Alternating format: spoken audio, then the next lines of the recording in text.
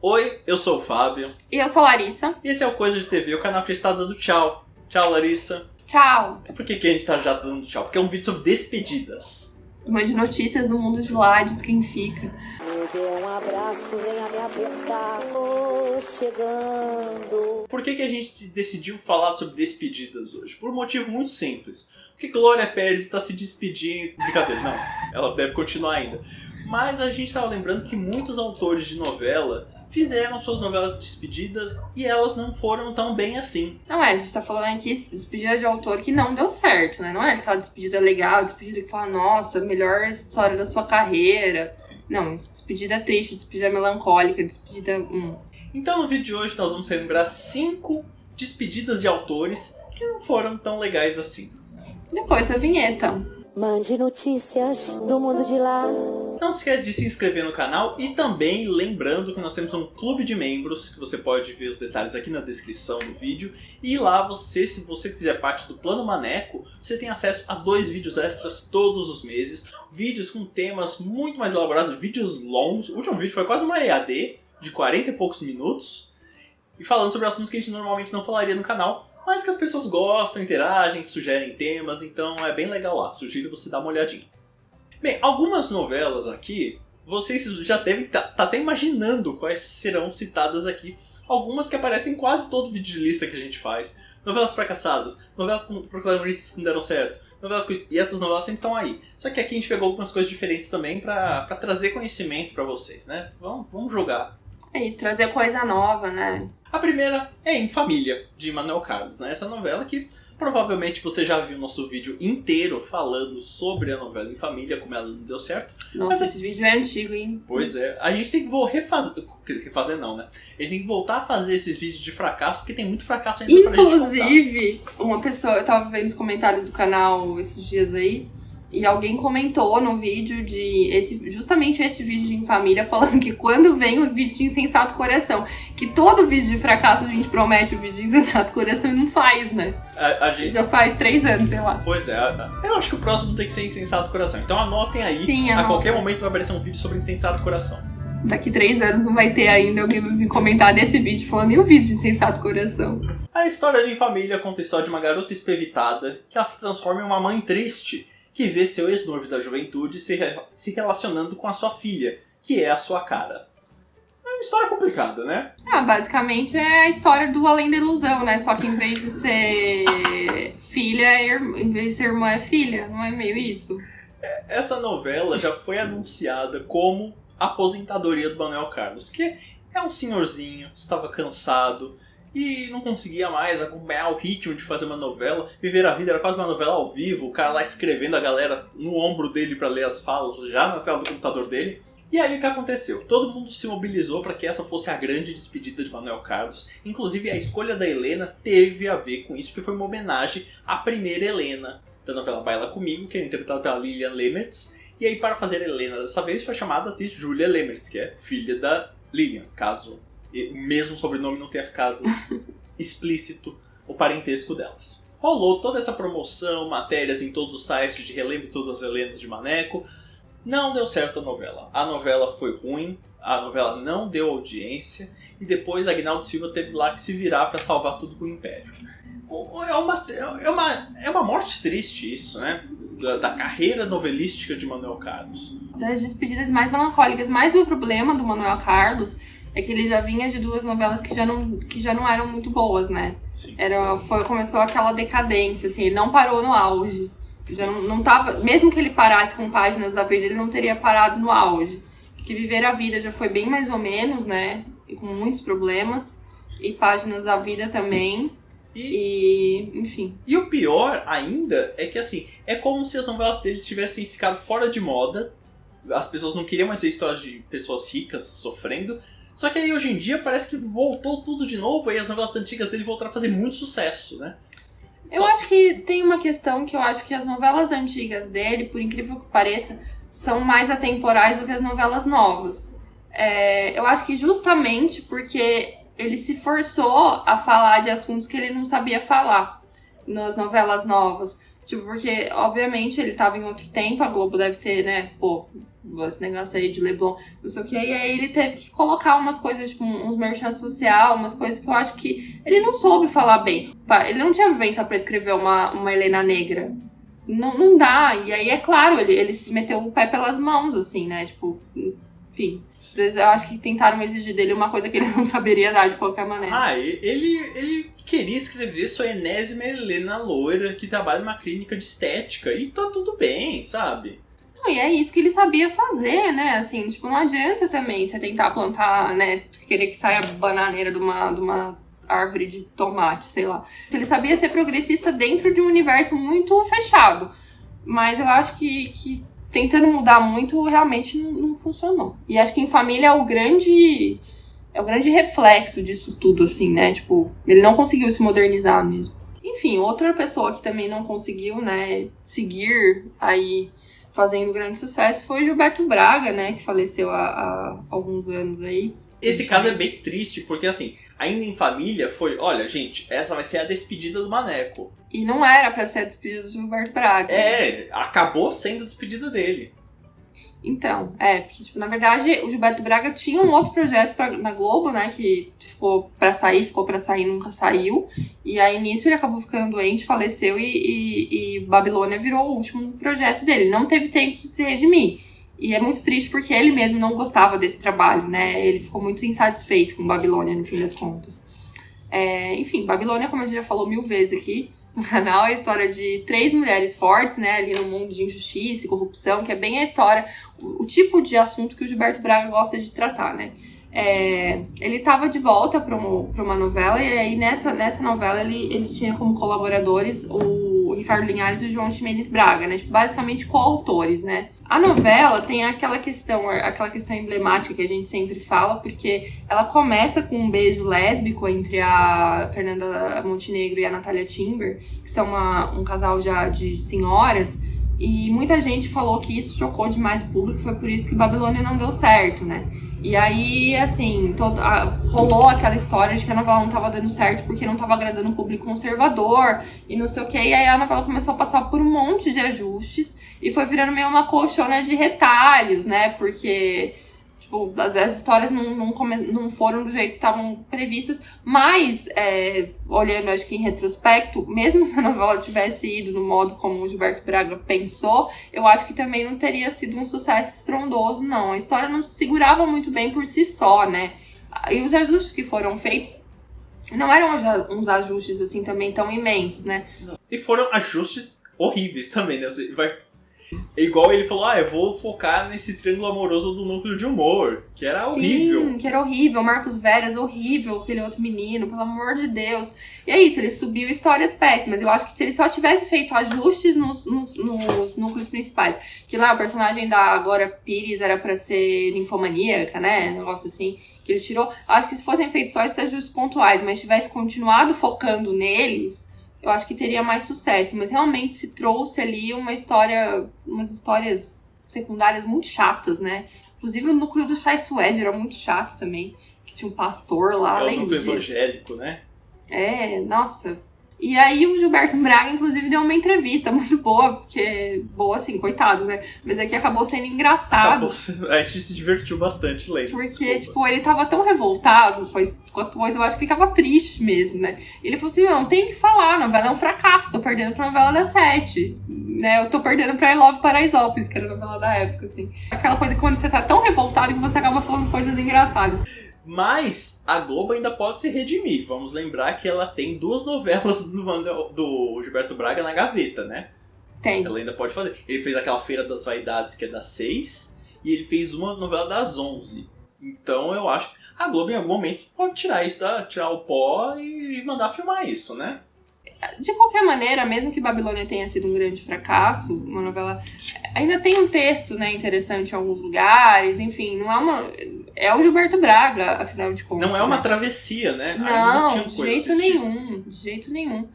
Quem também teve uma despedida triste foi Cassiano Gabus Mendes, autor esse que os mais novinhos podem não ter conhecido, porque ele faleceu em 93, mas Cassiano Gabus Mendes é o autor por trás de grandes sucessos como Brega Chique, Tititi, Meu Bem Meu Mal e aí por diante. E a sua despedida foi com a novela O Mapa da Mina, que, caso você não saiba, conta a história de um ladrão que roubou diamantes, o equivalente a milhões de dólares, e ele escondeu em um lugar secreto. E antes de ele morrer, ele tatuou um mapa para que fossem encontrados diamantes. Onde ele tatuou esse mapa? Na bunda de uma menina, filha da vizinha. O tempo se passou, o filho desse ladrão, que é o Rodrigo, interpretado por Cássio Gabus Mendes, agora está atrás dessa tal de Elisa, que é a menina que foi tatuada na bunda. Só que Elisa é a personagem agora da Carla Marins, que é uma noviça. Então ele precisa fazer ela, tirar uma nude, alguma coisa assim, né? É uma sinopse bem inusitada, né? Hoje em dia a gente não vê uma novela assim. É uma coisa meio... Carlos Lombardi. Essa novela foi um grande fracasso. E a ponto de precisar ser encurtada. Meio triste isso. E também foi prejudicado pelo Cassiano, que estava já adoentado. Então aí isso acabou afetando o próprio texto dele. Inclusive, Cassiano, como você deve imaginar, é pai do Cássio Gabus Mendes e também do Tato Gabus Mendes. É a família Gabus Mendes aí. Cassiano é um grande autor de novelas. São Nepo Babies, o Tato Gabus.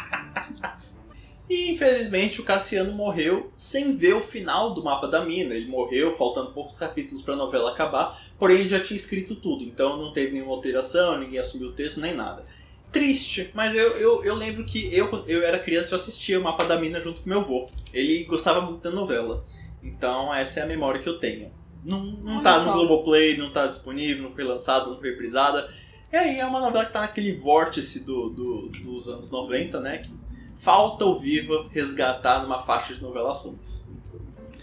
O Viva acabou transformando a faixa que a gente achou que ia ser faixa de novela ruim em faixa de novela infantil, né? Muito embora. Virou faixa de novela que parece novinha, mas vai atormentar a tua cabeça. Então. E tipo assim, eu achei engraçado que esse dia a gente recebeu uma mensagem falando que, eu comecei a assistir a novela do Coração do Estudante porque vocês falaram que era leve, aí tem tipo gente dando bebida pra alcoólatra e todo tipo de horror, e não é leve coisa nenhuma. Cuidado, tem 3 páginas de alerta de gatilho antes de começar o capítulo. Mudando aqui, indo para outro autor que também se despediu de maneira bastante melancólica. Um grande querido, né? Um grande querido, o querido Aguinaldo Silva, né? Que é uma ótima pessoa, né? Um querido, realmente essa é a definição dele. Aguinaldo Silva fez, né? A história, você sabe, o Sétimo Guardião, a história de uma garota ruiva que se vê envolvida em uma trama, né? Que envolve uma fonte que rejuvenesce, né? Um conglomerado farmacêutico e merchan de carro voador. Basicamente é isso, assim. É um conceito. Marinão Rui Barbosa, né, e essa novela fez teve toda uma coisa na hora do lançamento, né, teve até crossover de merchan, uma coisa, enfim, criou-se expectativas, né, até porque Aguinaldo Silva vinha aí de novelas que tinham dado certo, né, a gente não gostava, mas certo até que deu, né, dar certo é um conceito muito abrangente, mas tem quem gosta. O Aguinaldo, como vocês sabem, tinha lançado um monte de novela contemporânea, o próprio Império, que a gente falou, e, enfim, Senhora do Destino, Fina Estampa, todas elas novelas contemporâneas. Mas aí ele resolveu, não, gente, vou voltar pro gênero que consagrou a gente, né? Que me consagrou como autor aí. E vou voltar pro quê? Pro realismo fantástico. Pra quem não sabe, Aguinaldo foi conhecido por fazer ali algumas novelas de sucesso com esse negócio do realismo fantástico, que é uma coisa, né, latino-americana, não sei o que, muito usada na literatura, mas que ele usou também em suas novelas, que tem aqueles personagens mágicos, né? Um cadeirudo, uma coisa que acontece meio mística, assim, né? Fábio que vira uma flor. O Jorge Tadeu, coisas dessas, né? E tal. Mas aí o que aconteceu? Não deu certo. Ele fez esse resgate, inclusive tinha ali várias, né, autorreferências, porque ele resolveu que ele ia voltar pro realismo fantástico, então nada melhor do que se autorreferenciar, né? Ele fez esse resgate do realismo fantástico e no fim precisou ser resgatado, né? Porque ele encalhou com a sua novela. Ninguém queria saber daquela fonte mágica, ninguém queria saber de Eduardo Moscovis voltando, ninguém queria saber de nada. Todo mundo detestou o casal do Marina Rui Barbosa com o Bruno Galhaço, porque não teve química. E além disso, pra ajudar o Aguinaldo, teve bastidores conturbados, a novela que teve o famigerado Surubom de Noronha, né? E... Inclusive... A gente tem um vídeo, né? É isso, a gente tem um vídeo apenas sobre os barracos de bastidores do Sétimo Guardião, que eu garanto que é melhor do que qualquer capítulo dessa novela. Não, e é maravilhoso, assim, porque assim, toda semana você via um desdobramento diferente do Surubom de Noronha. Causou, inclusive, algumas separações, né? De pessoas e tal, crises em relacionamento. Foi uma coisa bastante... Deu pauta pra Fabiola Hypert aí, ó, por um tempão. O que aconteceu depois disso? A novela pra Globo foi tipo o que Travessia tá sendo agora, assim. Só que sem uma pessoa apoiando golpistas do elenco, né? Exato. Isso. Mas tipo, erros em todas as frentes, né?